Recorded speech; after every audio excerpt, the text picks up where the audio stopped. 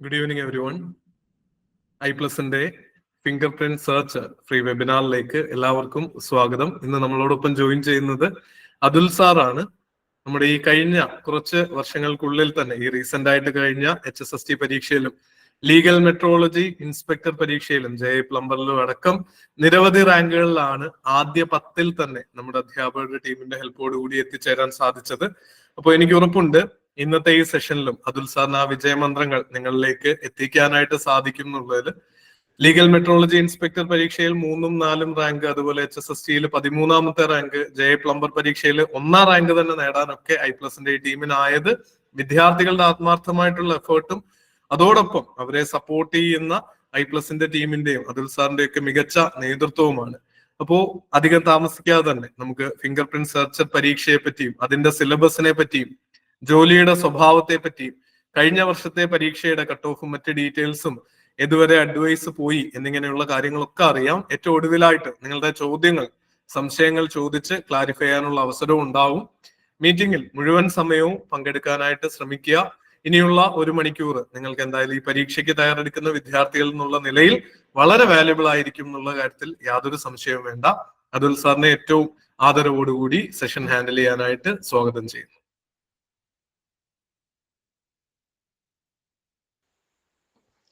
Hello, എല്ലാവർക്കും നമസ്കാരം. Audible അല്ലേ? കേൾക്കുന്നുണ്ടല്ലോ? ഓക്കെ. കുട്ടികള് വരുന്നേ ഉള്ളൂ നമ്മുടെ. ആയിക്കോട്ടെ.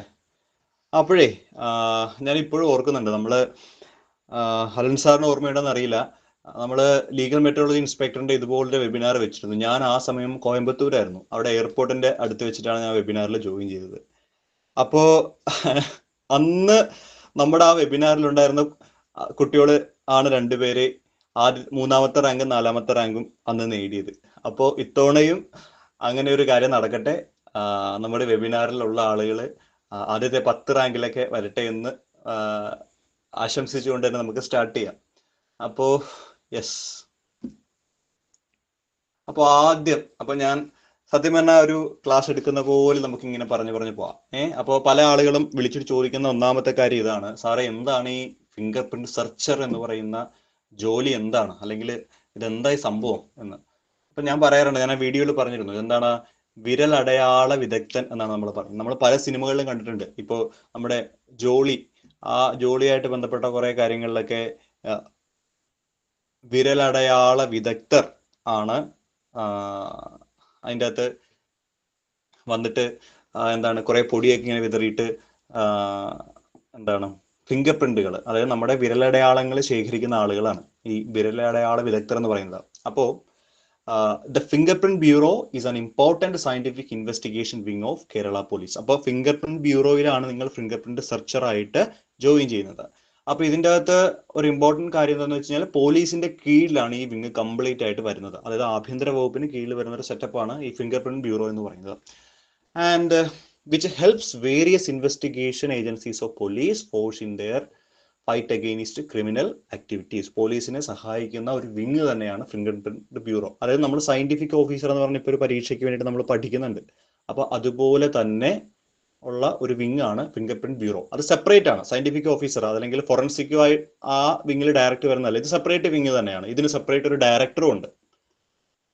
അപ്പോൾ നമ്മൾ ഹിസ്റ്ററിയിലേക്ക് വന്നു കഴിഞ്ഞാൽ, Travancore finger print bureau, the forerunner runner of Kerala State Fingerprint Bureau was started in the Eastwale state of Travancore 2/5/1900. അപ്പോൾ ശ്രീമൂലം തിരുനാൾ 1900-ലാണ് ശരിക്കും പറഞ്ഞാൽ ട്രാവൻകൂർ ഫിംഗർ പ്രിന്റ് ബ്യൂറോ എന്ന് പറഞ്ഞ് സ്റ്റാർട്ട് ചെയ്തത്. പിന്നീട് സ്വാതന്ത്ര്യാനന്തരം അത് കേരള ഫിംഗർ പ്രിന്റ് ബ്യൂറോ എന്ന് പറയുന്ന ഒരു വലിയ ഡിവിഷൻ ആയിട്ട് മാറുകയാണ് ചെയ്തത്.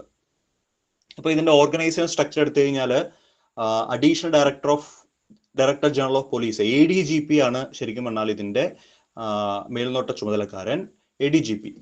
പിന്നെ സ്റ്റേറ്റ് ഫിംഗർ പ്രിന്റ് ബ്യൂറോ ആയിട്ട് തിരുവനന്തപുരത്താണ് ഈ ഫിംഗർ പ്രിന്റ് ബ്യൂറോയുടെ പ്രധാനപ്പെട്ട ഓഫീസ്, ഹെഡ് ഓഫീസ് അവിടെയാണ്.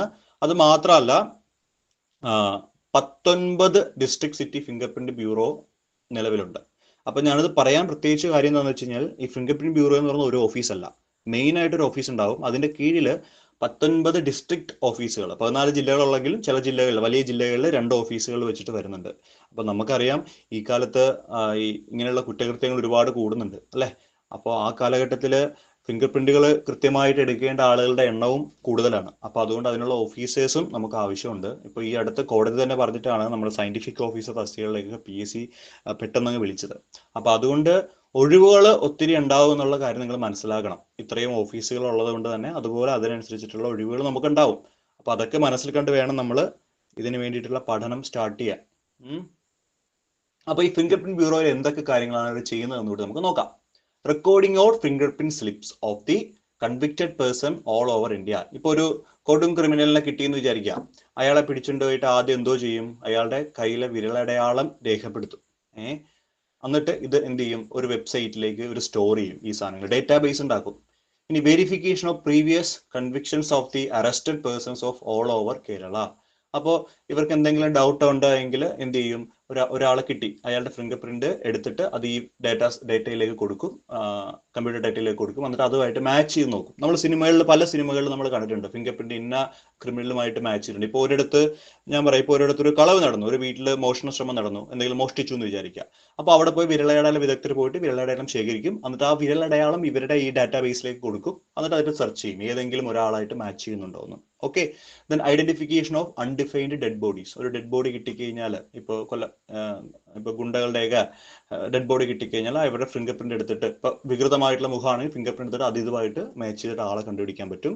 അതുപോലെ document comparison of thumb impressions. നമ്മുടെ ഈ വ്യാജ വിൽപ്പത്രം ഉണ്ടാക്കുക, ചെക്ക് ഉണ്ടാക്കുക, ഇതിലൊക്കെ നമ്മുടെ തമ്പൊക്കെ വരാറുണ്ട് അല്ലെ. അപ്പൊ ആ തമ്പ് ഇംപ്രഷൻ കറക്റ്റ് ആണോ എന്നൊക്കെ ചെക്ക് ചെയ്യാൻ വേണ്ടിയിട്ടും ഒക്കെ ഇത് ഉപയോഗിക്കാറുണ്ട്. ഓക്കെ. പിന്നെ ഒരു കാര്യം മനസ്സിലാക്കേണ്ടത്, ഈ വിരലടയാളം എടുക്കുന്ന ഓഫീസേഴ്സ് ഈ പറയുന്ന ആഭ്യന്തര വകുപ്പിന് കീഴിൽ വരുന്നതുകൊണ്ട് തന്നെ ഏറ്റവും കൂടുതൽ പവർ ഉള്ള ഓഫീസേഴ്സ് ആയിരിക്കും ഈ പറയുന്ന ഫിംഗർ പ്രിന്റ് ബ്യൂറോയിലുള്ള ആളുകൾ. അപ്പോൾ നമ്മൾ യൂണിഫോം ഇടണ്ട, പക്ഷേ നമ്മൾ പോലീസാണ് അല്ലെ. പോലീസ് എന്ന് വെച്ചാൽ പോലീസിന്റെ വകുപ്പിന്റെ കീഴിൽ വരുന്ന ആളുകളാണ്. അപ്പൊ കേരള പോലീസ് എന്ന് എഴുതിയ ബാഡ്ജുള്ള എന്ത് കിട്ടും, നമ്മുടെ ID കാർഡ് കിട്ടും. അത് മാത്രമല്ല, ടോള് കൊടുക്കുന്ന സ്ഥലങ്ങളിൽ ടോള് കൊടുക്കാതെ പോകാൻ പറ്റും അല്ലെ, കാരണം ഇങ്ങനെയുള്ള ആളുകൾക്ക് ടോള് വേണ്ട. അതുപോലെ പോലീസിന്റെ ക്വാർട്ടേഴ്സ് കിട്ടും. അപ്പൊ ഒത്തിരി കാര്യങ്ങളുണ്ട് ഇതിൻ്റെ അകത്ത്. യെസ്. അപ്പോൾ നമുക്ക് മുൻ വർഷത്തിലെ വിജ്ഞാപനമൊക്കെ നോക്കി അങ്ങ് പോവാം. എന്നിട്ട് നമുക്ക് സിലബസും അങ്ങനെയുള്ള കാര്യങ്ങൾ എങ്ങനെ പഠിക്കണം, ഈ കാര്യങ്ങളെല്ലാം ഞാൻ പറയുന്നുണ്ട്. അപ്പോ 2020 ഈ നോട്ടിഫിക്കേഷൻ വന്നത്. Category number 139/2020. അപ്പോ പോലീസ് ഫിംഗർ പ്രിന്റ് ബ്യൂറോയിലാണ് ഇത് വിളിച്ചത്. ദെൻ ഫിംഗർ പ്രിന്റ് സെർച്ചർ എന്നാണ് പോസ്റ്റിന്റെ പേര്. 30,700 മുതൽ 65,400 രൂപ വരെയാണ് ഇതിന്റെ സാലറി പേ സ്കെയിൽ വരുന്നത്. അപ്പൊ ഇത് പഴയ പേ സ്കെയിലാണ്. അപ്പൊ ഇതിന് ശരിക്കും പറഞ്ഞാൽ റിവിഷൻ ഉണ്ടായിട്ടുണ്ട്. അതായത് പേ സ്കെയിൽ കൂട്ടിയിട്ടുണ്ട്. 50,000 മുകളിൽ തന്നെ ഇതിന്റെ പേ സ്കെയിൽ വരും. അതായത് നിങ്ങൾ സ്റ്റാർട്ടിങ് ജോലിക്ക് കയറുമ്പോൾ തന്നെ 50,000 മുകളിൽ, അതായത് നിങ്ങൾ ആലോചിച്ച് നോക്കിയേ, 1,00,000 കൂടുതലുള്ള സാലറിയാണ് കിട്ടുന്നത്.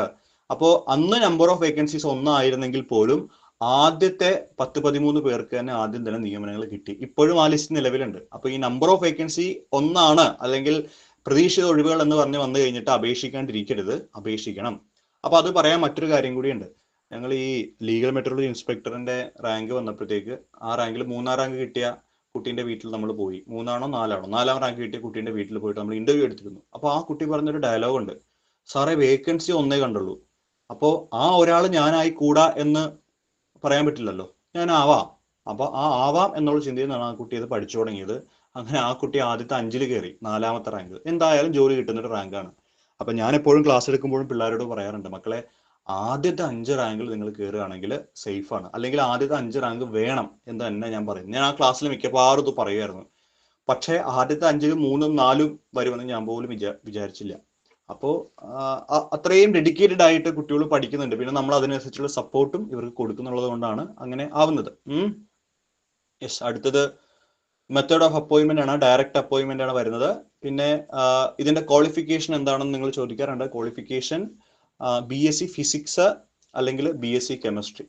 Okay, BSc degree in chemistry or physics. അപ്പൊ നിങ്ങളൊരു കാര്യം മനസ്സിലാക്കണം, നമ്മൾ സോർട്ട് ചെയ്യാണ്. അതായത് ഒരുപാട് ഡിഗ്രി കോഴ്സുകൾ ഉണ്ടെങ്കിലും ഈ 2 ഡിഗ്രി കോഴ്സുകൾ എടുത്ത ആളുകൾക്ക് മാത്രമേ ഇത് അപേക്ഷിക്കാൻ പറ്റുള്ളൂ. That means number of applicant ഒരു LD ക്ലർക്കിനെ വിളിക്കുന്ന പോലെയോ LGSനെ വിളിക്കുന്ന പോലെയോ അല്ലെങ്കിൽ യൂണിവേഴ്സിറ്റി ടെസ്റ്റിനെ വിളിക്കുന്നതിന് പോലെയോ സെക്രട്ടറി അസിസ്റ്റന്റോ കമ്പനി ബോർഡ് അതിലേക്ക് വിളിക്കുന്ന പോലെയൊന്നും അല്ല. ലക്ഷക്കണക്കിന് ആളുകളൊന്നും ഉണ്ടാവില്ല. വളരെ കുറച്ച് ആളുകൾ മാത്രമേ ആപ്ലിക്കന്റ് ഇതിൻ്റെ അകത്ത് ഉണ്ടാവുള്ളൂ. ഇനി ഈ വളരെ കുറച്ച് ആളുകളുടെ അകത്ത് ഒരു 30%, 30% ആളുകൾ ഇതിനകത്ത് പഠിക്കുകയും ചെയ്യുള്ളൂ. അപ്പൊ 100 പേരുണ്ടെങ്കിൽ 30 പേരെ പഠിക്കുകയുള്ളൂ. ബാക്കിയുള്ളവർ വെറുതെ എല്ലാത്തിനും അപേക്ഷിക്കുന്ന പോലെ അപേക്ഷിച്ചിട്ട് വന്നിരിക്കും. പക്ഷെ എന്താ പറ്റുക, സിലബസ് ഓറിയന്റഡ് ആണ്, സബ്ജക്ട് ഓറിയന്റഡ് ആണ് IPSC. അതുകൊണ്ട് തന്നെ മിക്ക ആളുകൾക്കും പഠിച്ചിട്ടില്ലെങ്കിൽ ഇതിനകത്ത് കയറാൻ പറ്റില്ല. പക്ഷെ പഠിക്കുന്ന ആളുകളെ സംബന്ധിച്ചോളം ഇതൊരു ഗോൾഡൻ ചാൻസ് ആണ്, ഞാൻ എപ്പോഴും പറയാറുണ്ട്. പിന്നെ ഏജ് ലിമിറ്റ് 18 മുതൽ 36 വരെയാണ്. OBCക്കും SC/STക്കും ഒക്കെ അതിനനുസരിച്ചിട്ടുള്ള വയസ്സളവുകളും ലഭ്യമാണ് കേട്ടോ. അപ്പോൾ BSc ഫിസിക്സ് അല്ലെങ്കിൽ BSc കെമിസ്ട്രി ഉള്ള ആളുകൾക്ക് ഇതിന് വേണ്ടിയിട്ട് അപേക്ഷിക്കാൻ സാധിക്കും. യെസ്. അപ്പോൾ നിങ്ങൾക്ക് ഫിംഗർ പ്രിന്റ് സെർച്ചർ കിട്ടിയെന്ന് വിചാരിക്കാം. വെറുതെ കൊണ്ടുപോയി നിങ്ങൾ ആ കസേരക്ക് ഇരുത്തില്ല. നിങ്ങൾക്ക് ഒരു 6 മാസത്തെ ട്രെയിനിങ് ഉണ്ടാവും. എന്താണ്? ഒരു 6 മാസത്തെ ട്രെയിനിങ് ഉണ്ടാവും. അതിപ്പോ ഏതെങ്കിലും ഒരു ഫിംഗർ പ്രിന്റ് തിരുവനന്തപുരമോ അല്ലെങ്കിൽ ഏതെങ്കിലും ഫിംഗർ പ്രിന്റ് ബ്യൂറോയുടെ ഇൻസ്റ്റിറ്റ്യൂഷനിലോ ആയിരിക്കും നിങ്ങൾക്ക് ഇതുണ്ടാവുക. ദെൻ ബോണ്ട് ഉണ്ടാവും. അതായത് every person appointed to post shall execute a bond binding to serve the state government for period of not less than 3 years. നിങ്ങൾ മിനിമം 3 വർഷമെങ്കിലും ആ വകുപ്പിൽ ജോലി ചെയ്യണം. കാരണം എന്താണെന്ന് വെച്ചാൽ അത്രയും പൈസ മുടക്കിയാണ് നിങ്ങൾ ഇവരെ പഠിപ്പിക്കുന്നത്. പിടികിട്ടിയോ? അപ്പൊ അതുകൊണ്ട്, കാരണം അത്രയും ഗ്ലാമറുള്ള ജോലിയാണ്. ഇതെല്ലാം പഠിച്ചു വെച്ചിട്ട് വേറെ എങ്ങോട്ടെങ്കിലും പോവുകയാണെങ്കിൽ പിന്നെ കാര്യമില്ലല്ലോ. അപ്പൊ അതുകൊണ്ട്, അല്ലെങ്കിൽ നമ്മൾ ചെറിയ പൈസ കെട്ടി വെച്ചിട്ടാണെങ്കിൽ നമുക്ക് തിരിച്ചു പോയി. ഇപ്പൊ പോലീസിൽ കോൺസ്റ്റബിൾ ആയിട്ട് കിട്ടുന്ന ആളുകളൊക്കെ ജോലി വേണമെങ്കിൽ ചെറിയ ഒരു എമൗണ്ട് അവിടെ കെട്ടി വെച്ചിട്ട് അവർക്ക് ബോണ്ട് ബ്രേക്ക് ചെയ്ത് പുറത്തേക്ക് പോകണം. അപ്പൊ അങ്ങനെയുള്ള ഓപ്ഷൻസ് ഇതിനകത്ത് ഉണ്ട്, ഇല്ലാതില്ല. എങ്കിലും ഞാൻ ആ ജോലിയുടെ ഇമ്പോർട്ടൻസ് പറയാൻ വേണ്ടിയിട്ടാണ് അത് പറഞ്ഞത് കേട്ടോ. അടുത്തത്, നിലവിൽ നമ്മുടെ ഈ ഫിംഗർ പ്രിന്റ് സെർച്ചറിൽ എത്രത്തോളം നിയമനങ്ങൾ നടന്നു എന്നുള്ള കാര്യമാണ് ഞാൻ പറയാൻ പോകുന്നത്. അതായത് 2022 ഈ ലിസ്റ്റ് നിലവിൽ വന്നത്. 2022 അവസാന മാസങ്ങളിൽ 8-ാം മാസമാണ് ഈ ലിസ്റ്റ് നിലവിൽ വന്നത്. ഓക്കെ. അപ്പോൾ 1.5 വർഷം ആവുമ്പോൾ തന്നെ ഏകദേശം 1.5 വർഷം ആയിട്ടില്ല, 1.5 വർഷം ആകുമ്പോൾ തന്നെ ഏകദേശം 13 അഡ്വൈസുകൾ അതിൻ്റെ അകത്ത് പോയിട്ടുണ്ട്. 13 അഡ്വൈസുകൾ ആ ലിസ്റ്റിൽ നിന്ന് പോയിട്ടുണ്ട്. ഓക്കെ. അത് 2023 12-ാം മാസമാണ് അവസാന അഡ്വൈസ് പോയത്. അപ്പൊ ഈ അടുത്തൊന്നും അഡ്വൈസ് പോയിട്ടുമില്ല. പിടികിട്ടിയോ? അപ്പോൾ ഒരു വേക്കൻസിക്ക് വിളിച്ച സ്ഥാനത്ത് 1.5 വർഷമായപ്പോൾ എത്ര അഡ്വൈസ് പോയി? 13 അഡ്വൈസ് പോയി. ഇനി 1.5 വർഷം കൂടി ആ ലിസ്റ്റിന് കാലാവധി വരും. അപ്പോഴത്തേക്കാണ് നമ്മുടെ ഈ പരീക്ഷയെല്ലാം കഴിഞ്ഞ് നമ്മൾ ഇതിലേക്ക് അടുത്ത ലിസ്റ്റിലേക്ക് നമ്മൾ വരാൻ പോകുന്നത്. അപ്പോൾ ഏകദേശം അത്രത്തോളം നിയമനങ്ങൾ നടക്കും. ഇനി ഇത് കഴിയുമ്പോൾ എന്താ പറ്റുക വെച്ചാൽ ഇതിന് പ്രൊമോഷൻ കിട്ടി പോകുന്ന ആളുകളുണ്ടാവും. പിന്നെ ഇതിനേക്കാൾ നല്ല ജോലി, ഇതിൻ്റെ അകത്തിരിക്കുന്ന കുറെ ആളുകൾക്ക് BEd ഒക്കെയുള്ള ആളുകളുണ്ടാവും. ഇവര് ഹയർ സെക്കൻഡറിയോ UPയോ ഹൈസ്കൂളോ കിട്ടുമ്പോൾ സ്വാഭാവികമായിട്ടും ടീച്ചിങ് ജോബിലേക്ക് ഇവർ പോകും. അത് മാത്രമല്ല, കോളേജ് എഡ്യൂക്കേഷൻ, ഇപ്പൊ നമ്മുടെ അസിസ്റ്റന്റ് പ്രൊഫസർ ലിസ്റ്റുള്ള ആളുകളും ഈ ലിസ്റ്റിലുണ്ടാവും. അവരും ആ ജോലി കിട്ടിക്കുമ്പോൾ അവരങ്ങോട്ട് പോകും. സയന്റിഫിക് ഓഫീസർ പഠിക്കുന്ന കോമൺ ആയിട്ടുള്ള ആളുകളുണ്ടാവും. അവരും ആ ജോലി കിട്ടുമ്പോൾ അങ്ങോട്ടേക്ക് പോകും. അപ്പൊ വീണ്ടും വീണ്ടും ഒഴിവുകൾ ഇങ്ങനെ വന്നുകൊണ്ടിരിക്കും. പിടികിട്ടിയോ? ഇട്ടിട്ട് പോകുന്ന ഒഴിവുകൾ ഈ ലിസ്റ്റിൽ നിന്ന് നികത്തും. അപ്പൊ അതുകൊണ്ട് ചാൻസ് വളരെ കൂടുതലാണ്. ഏറ്റവും നന്നായിട്ട് പഠിക്കുന്നവരാണെങ്കിലും ഏറ്റവും പുറകെ പഠിക്കുന്നവരാണെങ്കിലും എല്ലാവർക്കും ഒരേപോലെ ഒരു ചാൻസ് കിട്ടാറുണ്ട്. കാരണം ഈ വലിയ വലിയ പോസ്റ്റിലേക്ക് ആളുകൾ പോകുമ്പോൾ. പിന്നെ ഈ ഒരു ജോലിയുടെ ഗുണം എന്താണെന്ന് വെച്ച് കഴിഞ്ഞാൽ നിങ്ങൾക്ക് deputy director of finger print bureau വരെ ആവാൻ പറ്റുന്ന ഒരു പോസ്റ്റാണ്. അതായത് ചുമല വീക്കണൊക്കെ വെച്ച് ഫ്രണ്ടിൽ ബോർഡൊക്കെ വെച്ച് ഗവൺമെന്റ് ഓഫ് കേരള 01 രജിസ്ട്രേഷനുള്ള KL 01 രജിസ്ട്രേഷനുള്ള കാറിന്റെ അകത്ത് പോകാനുള്ള സാധ്യതയുണ്ട്. അപ്പൊ ഇപ്പൊ ഡിഗ്രി കഴിഞ്ഞ കുട്ടികളൊക്കെ കയറുകയാണെങ്കിൽ വളരെ ഗുണമുണ്ട്. 10-28 വയസ്സിനുള്ളൊക്കെ കയറുകയാണെങ്കിൽ ഏറ്റവും ഹയർ പോസ്റ്റിൽ നിങ്ങൾക്ക് റിട്ടയർ ആവാൻ പറ്റും. ഓക്കെ. ഹെഡ് പോസ്റ്റിൽ നിന്ന് റിട്ടയർ ആകാൻ പറ്റും. അല്ലാത്തുള്ളവർക്കും ഗസറ്റ് പോസ്റ്റിലേക്ക് കയറാൻ എത്തിപ്പെടാനും പറ്റും എന്നുള്ളതാണ്. അപ്പൊ ഇതാണ് ഓപ്പൺ കാറ്റഗറിയിൽ 7 പേർക്ക് വന്നു. പിന്നെ ഈഴവ കാറ്റഗറി ആണെങ്കിൽ 14-ാമത്തെ പേര്, SC ആണെങ്കിൽ സപ്ലിമെന്ററി 1, മുസ്ലിം ആണെങ്കിൽ സപ്ലിമെന്ററി 1 ഒക്കെ വന്നിട്ടുണ്ട്. ഓക്കെ. എക്കണോമിക് വീക്കർ, ഇപ്പോൾ EWS ആണെങ്കിൽ അത് ഓപ്പൺ കാറ്റഗറി തന്നെ കയറി പോയിട്ടുണ്ട്. യെസ്. അപ്പൊ വളരെ ഇമ്പോർട്ടന്റ് ആയിട്ടുള്ള കാര്യമാണ് ഇനി നമുക്ക് നോക്കുന്നത്. ഇതിന്റെ സിലബസ് ആണ്. സത്യം പറഞ്ഞാൽ വളരെ വ്യക്തമായിട്ടുള്ള സിലബസ് നമ്മുടെ ഈ ഫിംഗർ പ്രിന്റ് സെർച്ചറിന് PSC തന്നിട്ടില്ല ഇതുവരെ. കഴിഞ്ഞ പ്രാവശ്യം കോവിഡിന്റെ സമയമായിരുന്നു. ആ സമയത്ത് നമുക്ക് തന്നിരുന്ന സിലബസ് ഇതാണ്. ഫിസിക്സിൽ നിന്ന് 40 മാർക്ക് ചോദിക്കും, കെമിസ്ട്രിയിൽ നിന്ന് 40 മാർക്ക് ചോദിക്കും, IT നിന്ന് 10 മാർക്ക് ചോദിക്കും, കോൺസ്റ്റിറ്റ്യൂഷന് 10 മാർക്ക് ചോദിക്കും. അതായത് ഫിസിക്സിൽ നിന്ന് 40 മാർക്കിന് എന്ത് വേണമെങ്കിലും ചോദിക്കാം. പക്ഷെ ഒരു +2 ഡിഗ്രി നിലവാരത്തിലുള്ള ചോദ്യങ്ങളെ ചോദിക്കുകയുള്ളൂ. +2 അല്ല, +2 ഡിഗ്രി രണ്ടും വരും. കെമിസ്ട്രി ആണെങ്കിൽ 40 മാർക്കിന് +2 ഡിഗ്രി നിലവാരത്തിലുള്ള ചോദ്യങ്ങളാണ് അതിനകത്ത് ചോദിക്കുന്നത്. ഓക്കെ. ദെൻ കോൺസ്റ്റിറ്റ്യൂഷൻ ആണെങ്കിലും 10 മാർക്ക്. ഈ IT വളരെ ഈസി ആയിരുന്നു കേട്ടോ അന്നത്തെ പരീക്ഷയ്ക്ക്. അപ്പോൾ ഈ 40 മാർക്ക് ഫിസിക്സ് എന്ന് പറയുമ്പോൾ, ഇപ്പൊ ഞാൻ ഫിസിക്സിന്റെ ഫാക്കൽറ്റിയാണ്. 40 മാർക്ക് ഫിസിക്സ് എന്ന് പറയുമ്പോൾ അതിൻ്റെ അകത്ത് ഇലക്ട്രോണിക്സ് വരും, ഒപ്റ്റിക്സ് വരും, ക്വാണ്ടം മെക്കാനിക്സ് വരും, അറ്റോമിക് ആൻഡ് മോളിക്കുലാർ വരും, ലേസർ ഒപ്റ്റിക്സ് ഒക്കെ വരും, പിന്നെ മാഗ്നറ്റിസം വരും, thermodynamics, statistics, nuclear, solid state. ഞാൻ ഇങ്ങനെ പറയുന്നതുകൊണ്ട് നിങ്ങൾ ടെൻഷൻ ആവുന്നു വേണ്ട. ഇതിൽ വേണ്ട കാര്യങ്ങൾ മാത്രമാണ് ഞാൻ പഠിപ്പിച്ചു പോകുന്നത്. അപ്പോൾ സാധാരണ PSC ഇങ്ങനെ എഴുതിയിട്ടുള്ള സിലബസ് വരും. പക്ഷെ എഴുതിയിട്ടുള്ള സിലബസ് ഇതിനകത്തില്ല. ഇപ്പൊ നമുക്ക് LD ഒക്കെ വരുന്ന പോലെ കോൺസ്റ്റിറ്റ്യൂഷൻ ഇത്ര മാർക്ക് അങ്ങനെയുള്ളൂ. എന്തൊക്കെയാണെന്ന് കൃത്യമായിട്ടുള്ള സിലബസ് വന്നിട്ടില്ല. അപ്പൊ എന്ന് പറയുന്ന പോലെ ഇതിനും ഫിസിക്സിൽ 40 മാർക്ക്, കെമിസ്ട്രിയിൽ 40 മാർക്ക്. പക്ഷെ ആ ചോദ്യ പേപ്പർ ഭയങ്കര ഈസി ആയിരുന്നു കുട്ടികളെ. 40 മാർക്ക്. IT ഒക്കെ ഭയങ്കര ഈസി ആയിരുന്നു. കോൺസ്റ്റിറ്റ്യൂഷൻ പിന്നെ നിങ്ങൾ മിക്കവരും പഠിക്കുന്ന കുറേ ആളുകൾ ഉണ്ടാവും. അപ്പോൾ 52 മാർക്കായിരുന്നു ശരിക്കും പറഞ്ഞാൽ ആ മെയിൻ കട്ട് ഓഫ് എന്ന് പറയുന്നത്. വെറും 52 മാർക്ക്. നിങ്ങൾ ഒന്ന് ആലോചിച്ച് നോക്കിയേ, നിങ്ങൾ ഈ പറയുന്ന ഫിസിക്സിൽ നിന്ന് ഒരു 30 മാർക്ക് മേടിച്ചു എന്ന് വിചാരിക്കുക, 10 മാർക്ക് പോട്ടെ. കെമിസ്ട്രിയിൽ നിന്ന് ഒരു 30 മാർക്ക് മേടിച്ചു എന്ന് വിചാരിക്കുക, 10 മാർക്ക് പോട്ടെ. അപ്പൊ തന്നെ 60 ആയി. 60 മാർക്ക് കണ്ട് ഏത് ലെവലിലാണ് നിങ്ങൾ പോകുന്നത് മനസ്സിലാക്കി. പിന്നെ IT 10 മാർക്ക് ഈസിയാണ്. അപ്പോൾ ഒന്നെങ്കിൽ ഫിസിക്സിൽ നിന്ന് ഒരു 20 മാർക്ക്, കെമിസ്ട്രിയിൽ നിന്ന് ഒരു 20 മാർക്ക്, അപ്പൊ തന്നെ 40 ആയി.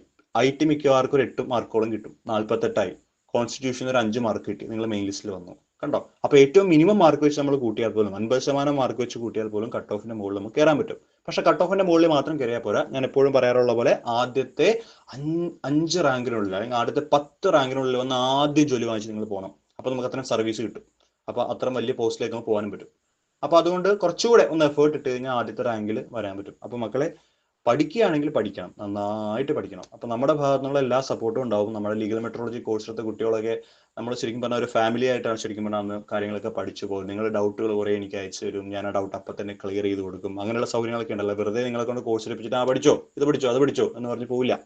കൃത്യമായിട്ട് പഠിച്ചാണ് നമ്മൾ മുന്നോട്ട് പോകേണ്ടത്, കേട്ടോ. അപ്പോൾ അങ്ങനെ, അപ്പൊ ഇതാണ് അതിന്റെ സിലബസ് സെറ്റ്. അപ്പൊ ഇനിയിപ്പോ അടുത്ത സിലബസ് അപ്ഡേറ്റ് ആവും. അപ്പോൾ നമ്മൾ കോഴ്സുകൾ ചെയ്യുന്നത് കൃത്യമായിട്ട് ഇപ്പൊ ഈ ഇങ്ങനൊരു സിലബസ് വന്നിട്ടുള്ളതുകൊണ്ട് ശരിക്കും സബ്ജക്ട് എക്സ്പേർട്ടിന് മാത്രമേ കൃത്യമായിട്ട് ആ ക്ലാസ്സുകൾ കൊണ്ടുപോകാൻ പറ്റുള്ളൂ.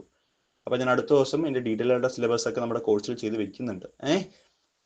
Okay, yes. അപ്പോ എങ്ങനെയാണ് നമുക്ക് ഈ പരീക്ഷ കൃത്യമായിട്ട് പഠിക്കാൻ പറ്റുന്നത് നമുക്ക് നോക്കാം. ഓരോ കാര്യങ്ങളായിട്ട് ഞാൻ കൊടുത്തിട്ടുണ്ട്. ഏറ്റവും ആദ്യം നമ്മൾ എന്ത് ചെയ്യണം, നമ്മളിലുള്ള സിലബസ് എടുത്ത് വെക്കണം. അപ്പോൾ സിലബസ് എടുത്ത് ആദ്യം വെക്കണം. എന്നിട്ട് എന്തൊക്കെയാണ് പഠിക്കേണ്ടതെന്നൊന്ന് മനസ്സിലാക്കണം. അതാണ് ഏറ്റവും വലിയ കാര്യം. പണ്ടത്തെ പോലെ ഒരു സിലബസ് വന്നിട്ട് അവിടെ നിന്ന് ഇവിടെ നിന്നൊന്നും കയറി ചോദിക്കത്തില്ല. കൃത്യമായിട്ട് ആ സിലബസ് നിന്നുകൊണ്ടാണ് PSC കാര്യങ്ങൾ ചോദിക്കുന്നത്. അത് നമുക്കൊരു ഗുണമാണ്. കൃത്യമായിട്ട് സിലബസ് പഠിച്ചവർക്ക് കയറി പോകാൻ പറ്റും. അപ്പോൾ ഒരു 5-6-7 മാസം മതി ഇതെല്ലാം പഠിച്ച് റിവൈസ് ചെയ്ത് നമുക്ക് എടുക്കാൻ പറ്റും. നമ്മുടെ LD പോലെ കാർഡ് കയറി GKയും അതും ഇതും ഒന്നും പഠിക്കണ്ട. ഇനി ഒരുപക്ഷെ സിലബസ് അപ്ഡേറ്റ് ചെയ്യുമ്പോൾ കോൺസ്റ്റിറ്റ്യൂഷനൊക്കെ എടുത്ത് മാറ്റാൻ ചാൻസ് ഉണ്ട്. കാരണം സബ്ജക്ട് ഓറിയന്റഡ് ആകണം എല്ലാ PSC തന്നെ ഓർഡർ ഉണ്ട്. ഇനി അത് മാത്രമല്ല, രണ്ടാമത്തെ കാര്യം മെറ്റീരിയൽ കളക്ഷൻ ആണ്. അതായത് ഫിസിക്സ് ആണെങ്കിലും ഒരുപാട് പുസ്തകങ്ങൾ നമുക്ക് അവൈലബിൾ ആണ്. ആ പുസ്തകങ്ങളെല്ലാം നോക്കി നമ്മൾ പഠിക്കുകയാണ് സാധാരണ ചെയ്യുന്നത്. അപ്പോൾ ശരിക്കും ഒരാളുടെ സഹായം ഉണ്ടെങ്കിൽ നിങ്ങൾക്ക് അത് കുറച്ചുകൂടി ഈസി ആവും. മെറ്റീരിയൽ കളക്ഷൻ എന്ന് പറയുന്നത് നിങ്ങൾക്ക് എഫേർട്ട് ഇടണ്ട. അതിന് വേണ്ടിയിട്ട് I+ഉം ഞാനും എഫേർട്ട് ഇടും. കാരണം നമ്മൾ ഓൾറെഡി സയന്റിഫിക് ഓഫീസർ പോലെയുള്ള വലിയ കോഴ്സുകൾ നമ്മൾ ചെയ്യുന്നുണ്ട്. അപ്പോൾ മെറ്റീരിയൽ കളക്ഷൻ ഒന്നും നിങ്ങൾക്ക് ബുദ്ധിമുട്ടേണ്ടി വരില്ല.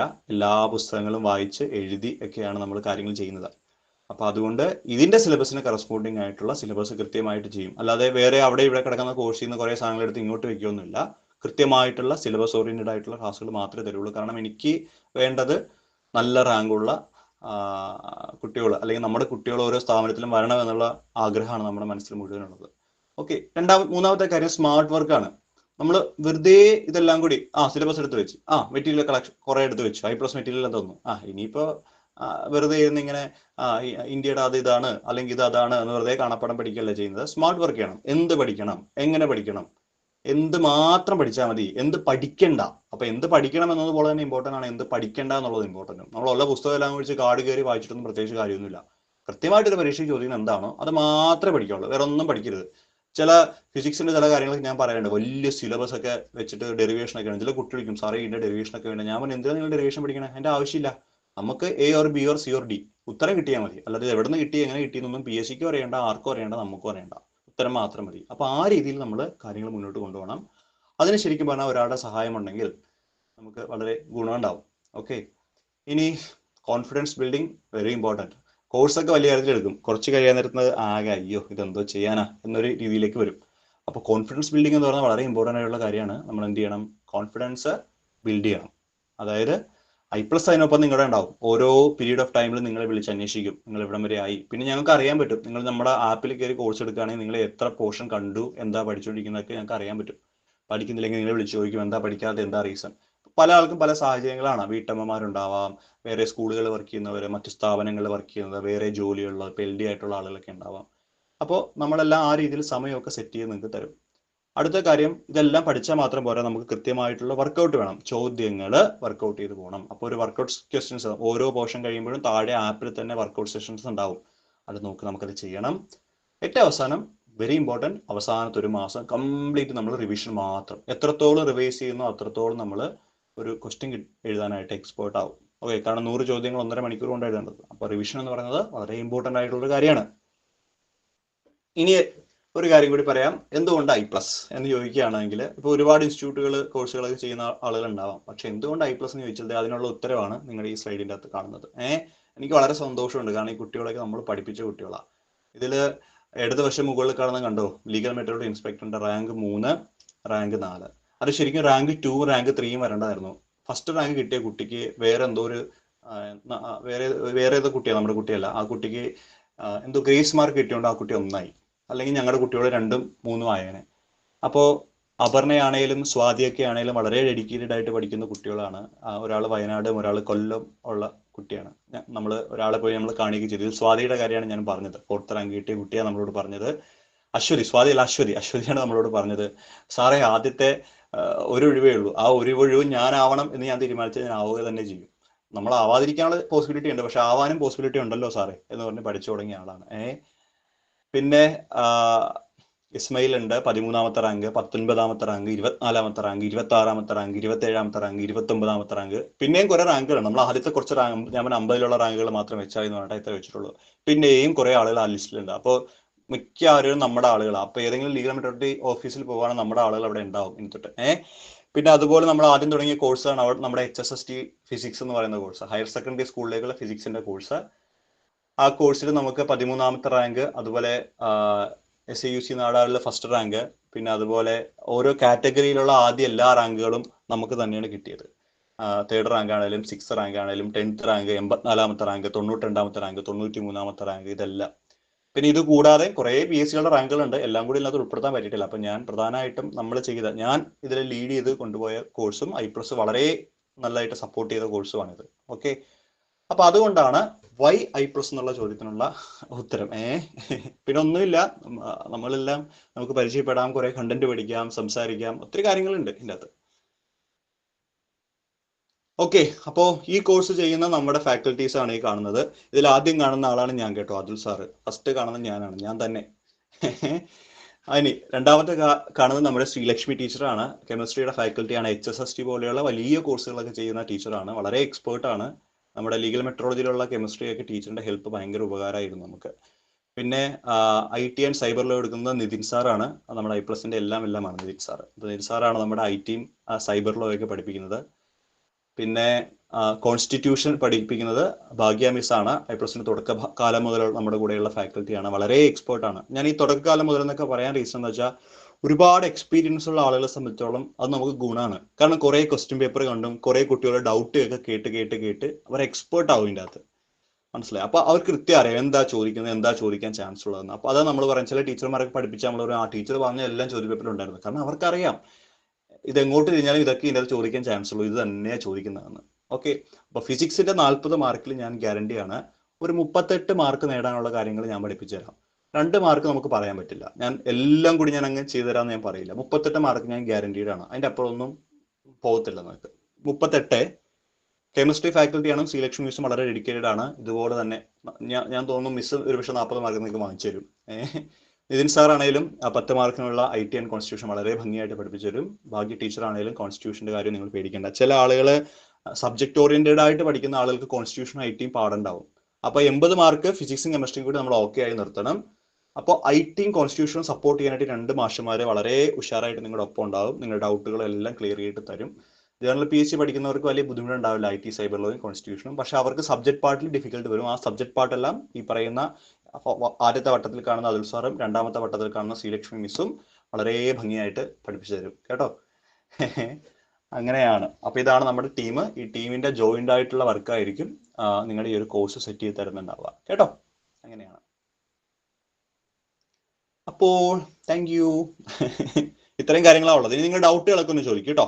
പൊതുവായിട്ടുള്ള ഡൗട്ടുകളും കാര്യങ്ങളൊക്കെ ഒന്ന് ചോദിക്കും.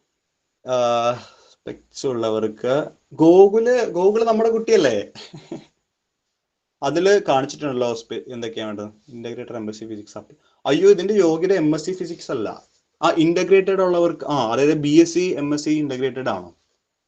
പറ്റും മിക്കവാറും പറ്റാൻ ചാൻസ്. നിങ്ങൾ ഡിഗ്രി കഴിഞ്ഞിട്ട് ഡിഗ്രി സർട്ടിഫിക്കറ്റ് നിങ്ങൾക്ക് കിട്ടില്ല, എന്നിട്ടല്ലേ നിങ്ങൾ ഇന്റഗ്രേറ്റഡിന് പോകുന്നത്.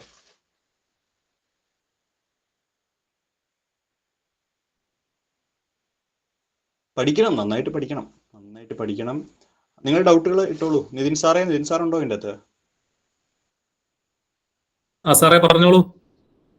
നോട്ടിഫിക്കേഷൻ ഈ മാസം വരും സാറേ. നോട്ടിഫിക്കേഷൻ ഈ മാസം അല്ലേ വരുന്നത്? അതെ അതെ അതെ, നമ്മുടെ PSCയുടെ യോഗ തീരുമാനം അനുസരിച്ച് ഈ മാസം തന്നെ പബ്ലിഷ് ചെയ്യുന്നതാണ് പറഞ്ഞിരിക്കുന്നത്. അപ്പൊ ഈ മാസം തന്നെ നോട്ടിഫിക്കേഷൻ വരും. അയ്യോ, നിങ്ങൾ ഡൗട്ടുകൾ ഇട്ടോട്ടോ, ധൈര്യമായിട്ട് ഇട്ടോ. നമ്മൾ വളരെ, ഞാൻ സത്യം പറഞ്ഞാൽ കുറെ ആളുകൾ നമുക്ക് ഇന്ന് പരിചയപ്പെടാമെങ്കിലൊക്കെ പറ്റുമല്ലോ, അതുകൊണ്ടാണ്.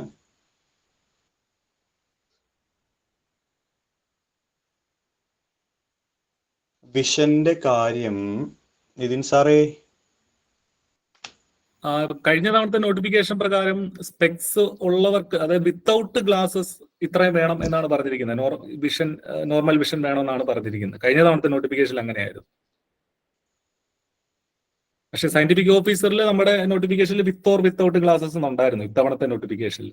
പുതിയ നോട്ടിഫിക്കേഷൻ വരുമ്പോൾ നമുക്ക് കൃത്യമായിട്ട് മനസ്സിലാവും. അതെ, പറ്റും. ഗൂഗിള് പറ്റും വന്നിട്ടുണ്ട് കേട്ടോ, ശ്രദ്ധ. ഗൂഗിള് പറ്റും വന്നിട്ടുണ്ട്, ഗൂഗിള് ഇന്റഗ്രേറ്റഡ് ആണ്. യെസ്, കണ്ടോ, ഇതാ ഞാൻ പറഞ്ഞത്, നമ്മളൊരു ഗ്രൂപ്പ് ഓഫ് പീപ്പിൾസ് ആണ്. അപ്പോൾ ഒരാൾ മറ്റൊരാൾക്ക് സപ്പോർട്ട് ആകും. ശരിക്കും സന്തോഷം അങ്ങനെ കണ്ടപ്പോൾ. യൂണിവേഴ്സിറ്റി ഇക്വലൻസി എടുത്താൽ മതി. MG യൂണിവേഴ്സിറ്റി കേൾക്കുന്നുണ്ടോ? MG യൂണിവേഴ്സിറ്റി ഇക്വലൻസി എടുത്താൽ പറ്റും കേട്ടോ. ഫോറൻസിക് സയൻസ് ഞാൻ പറയട്ടെ, ഫോറൻസിക്സ് നിങ്ങൾ ഡിഗ്രി കഴിഞ്ഞിട്ടല്ലേ പോകുന്നത്? ഡിഗ്രി ഫിസിക്സോ അല്ലെങ്കിൽ കെമിസ്ട്രിയോ ആയിരിക്കണം.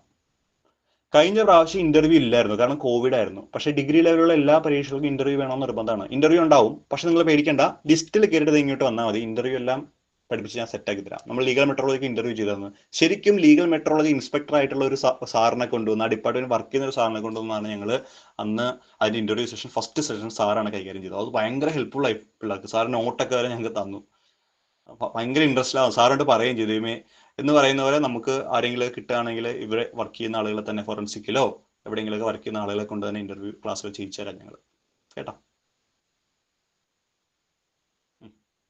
BSc ഫിസിക്സിന് കെമിസ്ട്രി സബ്സിഡറി വിഷയമല്ല. ഇല്ല. ഇല്ല.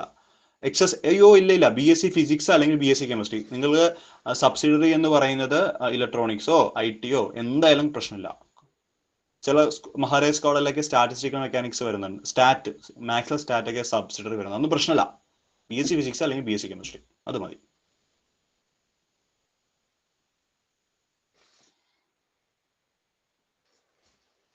യെസ്, 6-7 മാസത്തിനുള്ളിൽ പരീക്ഷ വരും. ലൈവ് ക്ലാസ് അല്ല. ആ ക്ലാസ്സിന്റെ കാര്യം ഞാൻ പറഞ്ഞില്ലല്ലേ, നമ്മുടെ ക്ലാസ്സുകൾ റെക്കോർഡഡ് സെഷൻ ആണ്. നമുക്ക് I+ ലേണിംഗ് എന്ന് പറഞ്ഞ പ്ലാറ്റ്ഫോം ഉണ്ട്. ആ പ്ലാറ്റ്ഫോമിൽ നമ്മൾ കോഴ്സുകൾ ചെയ്തിങ്ങനെ വെക്കും. വീഡിയോസ് ഓരോ ആഴ്ചയും ഓരോ മാസവും ഒക്കെ അപ്ലോഡ് ചെയ്ത് വെക്കും. എന്നിട്ട് നിങ്ങൾക്ക് സൗകര്യമുള്ള സമയത്ത് അതിൻ്റെ അകത്ത് കയറി നിങ്ങൾക്ക് ക്ലാസ് ഏത് വേണമെങ്കിലും കാണാം. പിന്നെ നമുക്കൊരു മാസത്തിൽ 2-3 ലൈവ് ക്ലാസ് ഒക്കെ ചെയ്യാറുണ്ട് നമ്മൾ. കാരണം എനിക്ക് ഇങ്ങനെ കുട്ടികളായിട്ട് ഇന്ററാക്ട് ചെയ്യാൻ ഭയങ്കര ഇഷ്ടമാണ്. അതാ ഞാൻ പറഞ്ഞത്, നമ്മളൊരു ഫാമിലി പോലെ ആവണം, രസമാണ്. അപ്പോൾ അങ്ങനെ ഇന്ററാക്ട് ചെയ്യാൻ വേണ്ടിയിട്ടും റിവിഷൻ ടെസ്റ്റ് ചെയ്യാൻ, നമ്മൾ സയന്റിഫിക് ഓപ്ഷൻ റിവിഷൻ ടെസ്റ്റ് ഇപ്പോൾ നമ്മൾ ചെയ്യുന്നുണ്ട്. റിവിഷൻ ടെസ്റ്റ് ചെയ്ത് നമ്മൾ 1-2 മണിക്കൂർ നമ്മൾ അവരോടൊപ്പം സ്പെൻഡ് ചെയ്യാറുണ്ട് സമയം. മേ ബി ജനുവരിയൊക്കെ വരാൻ ചാൻസ് ഉണ്ട് പരീക്ഷ കേട്ടോ അശ്വതി. നോട്ട്സിന്റെ PDF നമ്മുടെ ലേണിംഗ് പ്ലാറ്റ്ഫോമിൽ അവൈലബിൾ ആയിട്ടുണ്ടാവും. എന്ത് ഡൗട്ട് ഉണ്ടെങ്കിലും നിങ്ങളൊന്ന് വിളിച്ചു ചോദിച്ചാൽ മതി കേട്ടോ. നമ്മുടെ ടീം എപ്പോഴും കൂടെ ഉണ്ടാവും. നിതിൻ സാറെ, കോഴ്സ് ഫീ കുട്ടികൾ ചോദിക്കുന്നുണ്ട് കേട്ടോ. സാറേ, നമ്മുടെ കോഴ്സ് ഫീ ഇപ്പോൾ ഏർലി ബേർഡ് ഓഫർ അവൈലബിൾ ആണ് നമ്മുടെ കോഴ്സിൽ. ഈ പറഞ്ഞതുപോലെ നമുക്ക് ഈ ഒരു വെബിനാറിൽ പാർട്ടിസിപ്പേറ്റ് ചെയ്തവർക്ക് വേണ്ടിയിട്ട് നമ്മളൊരു ഓഫർ പ്രഖ്യാപിക്കുന്നുണ്ട്. അപ്പോൾ ഞാനിപ്പോ ഈ ചാറ്റ് ബോക്സിൽ ഇട്ടിരിക്കുന്ന കോണ്ടാക്ട് ചെയ്ത് കഴിഞ്ഞാൽ, അതായത് ഈ പറഞ്ഞിരിക്കുന്ന കോണ്ടാക്ട് നമ്പറുകളൊക്കെ തന്നിട്ടുണ്ട്. കൃത്യമായിട്ട് നിങ്ങൾക്ക് ഓഫർ പ്രൈസ് നിങ്ങൾക്ക് അറിയാൻ സാധിക്കുന്നതാണ്. നമ്മുടെ ഒരു പ്രൈസ് വരുന്നത് 6,999 ആണ് നമ്മുടെ കോഴ്സിന്റെ ഫീസ് വരുന്നത്. പക്ഷേ ഇപ്പോൾ ഏർലി ബേർഡ് ഓഫർ അവൈലബിൾ ആണ്. നിങ്ങൾക്ക് ആ ഒരു നമ്പറുകളിൽ കോൺടാക്ട് ചെയ്താൽ തീർച്ചയായിട്ടും നാളെ വർക്കിംഗ് ഡേയ്സിൽ തീർച്ചയായിട്ടും അതിന്റെ റിപ്ലൈ ഒക്കെ കിട്ടുന്നതാണ്. കൂടാതെ കോഴ്സിന്റെ ലിങ്കും നമ്മൾ ഷെയർ ചെയ്തിട്ടുണ്ട്. അതിലും നിങ്ങൾക്ക് കയറി നോക്കാവുന്നതാണ്. കോഴ്സിന്റെ ഒരു ഡിസൈനൊക്കെ കാണാൻ സാധിക്കും. അപ്പോൾ അതാണ് കോഴ്സിന്റെ മറ്റ് നമ്മുടെ സ്ഥിരമുള്ള സയന്റിഫിക് ഓഫീസർ ഉൾപ്പെടെയുള്ള ഹൈ ക്വാളിറ്റി കോച്ചിങ്ങിന്റെ അതേ നിലവാരത്തിൽ തന്നെയാണ് ഇതിന്റെ കോഴ്സ് മുന്നോട്ട് പോവുക. സാറേ, നമ്മൾ ഈ വീക്ക് തന്നെ കോഴ്സ് സ്റ്റാർട്ട് ചെയ്തില്ലേ സാറേ? അതിൽ സാറേ നമുക്ക് ബുധനാഴ്ച തുടങ്ങാം ക്ലാസ്. ബുധനാഴ്ച വ്യാഴാഴ്ചയൊക്കെ ആയിട്ട് നമുക്ക് സ്റ്റാർട്ട് ചെയ്യാം. നല്ല ദിവസം നോക്കി സ്റ്റാർട്ട് ചെയ്യാം. അങ്ങനെ നല്ല ദിവസമൊന്നും ഇല്ല, ഇന്നോട്ട് പഠിച്ചാൽ നല്ലത് തന്നെയാണ്. അപ്പോൾ ഞാൻ ആ സിലബസ് കൃത്യമായിട്ട് നോക്കി പഠിച്ചുകൊണ്ടിരിക്കുകയാണ്. അപ്പോൾ അതിനുശേഷം ക്ലോസ് ചെയ്യുന്ന 2-3 ദിവസത്തിനുള്ളിൽ നമുക്ക് അപ്ലോഡ് ചെയ്യാം. കുഴപ്പമില്ല. പിന്നെ ഇതില് മറ്റേ റെയിൽവേയുടെ സിഗ്നൽ 1 കോഴ്സ് ചെയ്യാൻ വേണ്ടി സബ്ജക്ട് പാർട്ട് അയ്യോ നമ്മൾ ഒരാൾക്ക് വേണ്ടിയിട്ടൊക്കെ മാത്രം ചെയ്യാൻ നമ്മുടെ കുറെ ക്ലാസ്സുകൾ യൂട്യൂബിൽ കുറച്ച് ക്ലാസ്സുകളൊക്കെ ഉണ്ട്. എല്ലാം ഒന്നുമില്ല, ചെറിയ ചെറിയ ക്ലാസ് ഒക്കെ ഉണ്ട്. അതായത് NCERT +1 +2 ഒക്കെ വേണമെന്ന് ചോദിക്കുന്നുണ്ട്. ഇതെല്ലാം ഉൾപ്പെടുത്തി ഞാൻ ക്ലാസ് ചെയ്യുള്ളൂ. അയ്യോ ടഫ് ഒന്നുമില്ല. സയന്റിഫിക് ഓഫീസർ പരീക്ഷ കഴിഞ്ഞിട്ട് അടുത്ത പരീക്ഷ ഉണ്ടാവുള്ളൂ. നിങ്ങൾ ഇതിനുകൂടി ചേരുതേ. ദിദിൻ സാറെ, നമ്മുടെ കോഴ്സ് എടുത്ത കുട്ടികൾ, എൻ്റെ കുട്ടികൾ കുറെ പേര് ഇതിൻ്റെ അകത്തുണ്ട് കേട്ടോ. അപ്പൊ അവർക്ക് സ്പെഷ്യൽ ഡിസ്കൗണ്ട് കൊടുക്കണം. എൻ്റെ പിള്ളേരാ.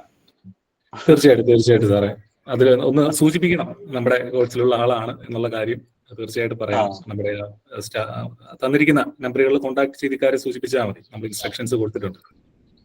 Thank you. കാരണം അവര് നമ്മളെ അത്രയും വിശ്വസിച്ച് നമ്മുടെ കൂടെ നിൽക്കുന്ന ആളുകൾ. ഞങ്ങളുടെ ആദ്യത്തെ 10 റാങ്കിൽ വരാൻ വേണ്ട കുട്ടികളാണ്. അപ്പൊ അവര് നമുക്ക് ഫിംഗർ പ്രിന്റ് സെർച്ചറിൽ വരണം. അപ്പൊ അതുകൊണ്ട് നമ്മുടെ ഫാമിലി ആയിട്ട് നിൽക്കുന്നവർക്ക് അതുപോലെ. ഇനിയിപ്പോ പുതിയതായിട്ട് ചേരുന്നവരാണെങ്കിലും അടുത്ത കോഴ്സ് വരുമ്പോഴും നിങ്ങൾ ഞങ്ങളുടെ കുട്ടികളാവും. അപ്പോ നിങ്ങൾക്ക് അടുത്ത കോഴ്സ് വരുമ്പോഴും ഇതുപോലെ എന്തെങ്കിലും നിങ്ങളൊന്ന് വിളിച്ചു നോക്കി കുട്ടികളെ. ഫീസിന്റെ കാര്യങ്ങൾ ഭയങ്കര വലിയ ഫീസൊന്നും അല്ല കേട്ടോ, ചെറിയ ഫീസാണ്. എനിക്ക് തോന്നുന്നു ചെറിയ ഫീസ് പറയാനുള്ള നാണക്കേടുകൊണ്ടായിരിക്കും അത് പറയാത്തത്.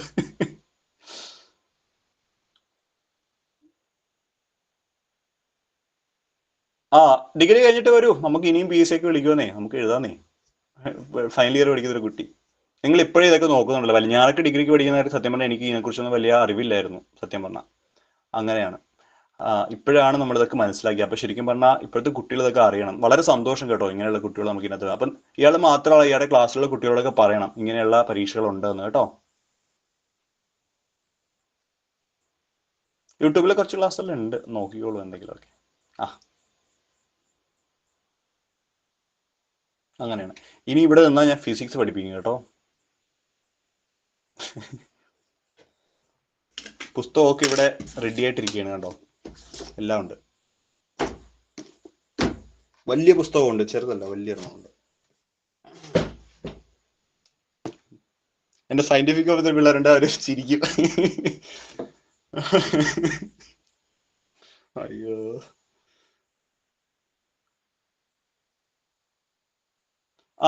ഫോൺ നമ്പർ ആണോ നിതിൻ സാറേ? നമ്മുടെ ഫോൺ നമ്പർ എന്തെങ്കിലും ഡീറ്റെയിൽസ് അവിടെ നമ്മൾ ഗ്രൂപ്പിൽ ഇട്ടിട്ടുണ്ട്. ഒന്നുകൂടെ ഇപ്പോൾ ഫോൺ നമ്പറുകളും മറ്റു ഡീറ്റെയിൽസും നമ്മളിപ്പോൾ ഷെയർ ചെയ്യുന്നതാണ്. ചാറ്റ് ബോക്സിൽ ഇട്ടിട്ടുണ്ട്. നോട്ട് ചെയ്യൂ. അല്ലെങ്കിൽ പിന്നെ ഇവർക്ക് എങ്ങനെ കോൺടാക്ട്? ഈ നിങ്ങളുടെ ബ്രോഡ്കാസ്റ്റിൽ കൊടുക്കുമെന്ന് തോന്നുന്നു അല്ലേ? അതെ, ബ്രോഡ്കാസ്റ്റിൽ നമ്മൾ ഈ കാര്യങ്ങൾ പറയുന്നതാണ്. ജസ്റ്റ് ഈ നമ്പറുകൾ നോട്ട് ചെയ്യുക. ട്രയൽ ക്ലാസിന്റെ ലിങ്കുകളും ഒക്കെ നമ്മുടെ ചാറ്റ് ബോക്സിൽ ഇട്ടിട്ടുണ്ട്. നമ്മൾ കോഴ്സ് തുടങ്ങുമ്പോൾ പ്രീവിയസ് ഇയർ ചോദ്യങ്ങൾ ആദ്യം ചെയ്ത് അപ്ലോഡ് ചെയ്യും കേട്ടോ.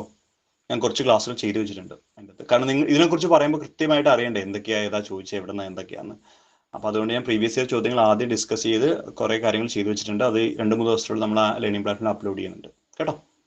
നിങ്ങൾക്ക് ആദ്യം അത് കണ്ടു കഴിഞ്ഞാൽ മനസ്സിലാവും ഏതൊക്കെ ലെവലിലാണ് ചോദിക്കുന്നത്. സത്യം പറഞ്ഞാൽ ഭയങ്കര ഈസിയാണ് പിള്ളേരെ. ഞാൻ എപ്പോഴും പറയാറുള്ള പോലെ ആദ്യത്തെ 10 വരാൻ പഠിക്കണം.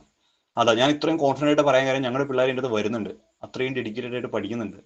അതുകൊണ്ടാണ്. അപ്പോൾ ഞാൻ ആ ഇന്റർവ്യൂവിന് പോയത് എന്നെ സംബന്ധിച്ചിടത്തോളം വലിയൊരു കാര്യമായിരുന്നു. കാരണം അത്രയും കോൺഫിഡൻ്റ് ആയിട്ട് സാറേ ആദ്യത്തെ ഒരു വേക്കൻസി ഉള്ളൂ, ആ ഒരു വേക്കൻസി എനിക്ക് വേണ്ടിയിട്ടുള്ള അല്ലാതിരിക്കാനുള്ള ചാൻസ് ഒന്നും ഇല്ലല്ലോ, എനിക്ക് വേണ്ടിയുള്ളതായിരിക്കാം. അപ്പോൾ അതുകൊണ്ട് ഞാൻ പഠിച്ചു, കിട്ടി. 1 കിട്ടിയില്ലെങ്കിലും റാങ്ക് 3, റാങ്ക് 4 കിട്ടി. 4 കിട്ടിയ റാങ്ക് ഇപ്പോൾ എന്തായാലും അഡ്വൈസ് ഉടനെ കിട്ടും. അതാ. എന്നാൽ ഒരുപാട് തിരക്കിൽ നിൽക്കുന്ന ഒരു കുട്ടിയായിരുന്നു അത്, പക്ഷേ കിട്ടി. ഞങ്ങൾ അതിൻ്റെ ഇന്റർവ്യൂ ഒക്കെ ഞങ്ങൾ യൂട്യൂബിൽ ഇട്ടിട്ടുണ്ട്. ആ കുട്ടിയായിട്ടുള്ള ഇന്റർവ്യൂ സെഷനൊക്കെ. നല്ലൊരു സ്മാർട്ടായിട്ട് വർക്ക് ചെയ്യുന്ന ആള്. അയാൾ ആ പരീക്ഷ കിട്ടിയിട്ട് അവിടെ നിർത്തിയില്ല. അതിനുശേഷം അടുത്ത PSC ഒക്കെ പഠിക്കാൻ തുടങ്ങി. ഡയറി ഫാം ഇൻസ്ട്രക്ടർ, അതിന്റെ കോഴ്സ് നമ്മൾ ചെയ്തിരുന്നു. അതിൽ കുറെ കുട്ടികൾ ഇപ്പോൾ ഷോർട്ട് ലിസ്റ്റ് ചെയ്തിട്ടുണ്ട്. നമ്മുടെ റാങ്ക് ലിസ്റ്റ് വന്നിട്ടില്ല. അപ്പോഴത്തേക്ക് ആദ്യത്തെ 10 ഞങ്ങളുടെ കുട്ടികളുണ്ടാവും, 100% ഷുവറാണ്. ഓക്കെ ഇതിൻ സാറേ, നമുക്ക് അവസാനിപ്പിക്കാം. സാറേ, അതിൽ സാറേ വളരെ നന്നായിട്ട് ഫിംഗർ പ്രിന്റ് സെർച്ചർ എന്താണെന്നും വളരെ വിശദമായിട്ട് ആ ജോലിയെക്കുറിച്ചും ഉൾപ്പെടെ ഉള്ള കാര്യങ്ങൾ വിശദീകരിച്ച പ്രിയപ്പെട്ട ഉദ്യോഗാർത്ഥികൾക്ക് വിശദീകരിച്ചു കൊടുത്ത അതിൽ സാറിനുള്ള നന്ദി അറിയിക്കുന്നു. അപ്പോൾ മറക്കണ്ട, നമ്മുടെ കോഴ്സ് നമ്മൾ ഈ വീക്ക് സ്റ്റാർട്ട് ചെയ്യുകയാണ്. ഏർലി ബേർഡ് ഓഫർ ഇപ്പോൾ അവൈലബിൾ ആണ്. തന്നിരിക്കുന്ന ചാറ്റ് ബോക്സിൽ തന്നിരിക്കുന്ന കോൺടാക്റ്റുകളിൽ നിങ്ങൾക്ക് കോൺടാക്ട് ചെയ്യാം, നമ്പറുകളിൽ കോൺടാക്ട് ചെയ്യാം. ട്രയൽ ക്ലാസിന്റെ ലിങ്കുകളൊക്കെ ഉണ്ട്. അപ്പോൾ നന്നായിട്ട് പഠിച്ച് അടുത്ത അടുത്തൊരു ഐപ്ലസിന്റെ വിന്നേഴ്സ് ആയിട്ട് ആദ്യ 10 റാങ്കുകളിൽ തന്നെ ഉള്ള വിന്നേഴ്സ് ആയിട്ട് ഈ വെബിനാറിൽ പങ്കെടുത്ത ആരെങ്കിലും ഒക്കെ മാറട്ടെ എന്ന് ഞങ്ങൾ ആത്മാർത്ഥമായിട്ട് ആഗ്രഹിക്കുകയാണ്. അപ്പോൾ വീണ്ടും കോഴ്സിൽ കാണാം. എല്ലാവർക്കും നന്ദി, പങ്കെടുത്ത എല്ലാവർക്കും നന്ദി. അതുൽ സാറിന് പ്രത്യേകിച്ച് നന്ദി. Thank you. Okay, thank you. Bye bye, കാണാം. ശരി.